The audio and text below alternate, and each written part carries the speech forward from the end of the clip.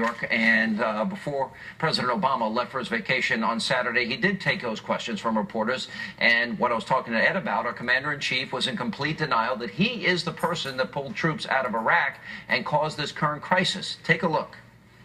You know what I just find interesting is the degree to which this issue keeps on coming up, as if this was my decision. Under the previous administration, we had turned over the country to a sovereign, democratically elected Iraqi government. Really? All right, let's take a trip down memory lane when our commander-in-chief repeatedly took full responsibility for ending the U.S. combat mission in Iraq. Watch this.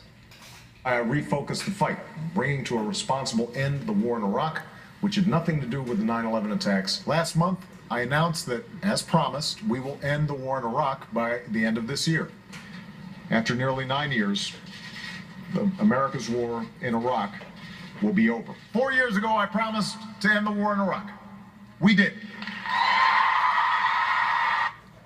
All right, here with reaction, Fox News strategic analyst, Lieutenant Colonel Ralph Peters. Colonel, he makes that statement. Look, let me set it up this way. If my kids lie to me, they're going to be in a lot more trouble than whatever it is that they did wrong. We weren't told the truth about keeping our plan, our doctors, or saving money. We weren't told the truth about the IRS and rogue agents in Cincinnati. We weren't told the truth as it relates to Benghazi, YouTube, spontaneous demonstration. Now the president says, I didn't pull out of Iraq, and there's all the video evidence you need to prove him wrong. What are we to make of this? Well, Sean, I actually think you hit something when you talked about your kids. The president is very childlike.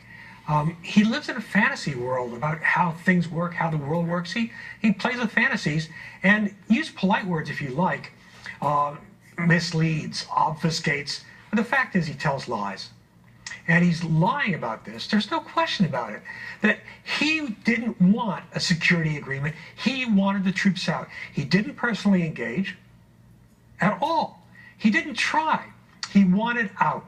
And also, he's currently been telling untruths about the idea that, well, the intelligence community didn't warn him that Islamic State was a danger. Well, my God, I can tell you, the intelligence community's been jumping up and down for over a year about this, and they've been warning him for months that the blitzkrieg was coming in Iraq, but he didn't want to hear it. Can't we say, Colonel Peters, that a result of his campaign for policy, his implemented policy, this was a strategic blunder that literally opened the door for ISIS to be doing now what they are doing by capturing the cities that young American men and women fought, died, bled for in Iraq, some 4,000 of them? Well, I think this may be the greatest presidential blunder in foreign policy since Woodrow Wilson really screwed up at Versailles 9 decades ago. The president and all the president's men and women look at everything politically and domestically. What's the effect on the base, etc. And so as a result, they blithely fled from Iraq after we won a hard-fought victory that at times I didn't think we could pull off. Amazing, amazing triumph. And he runs away.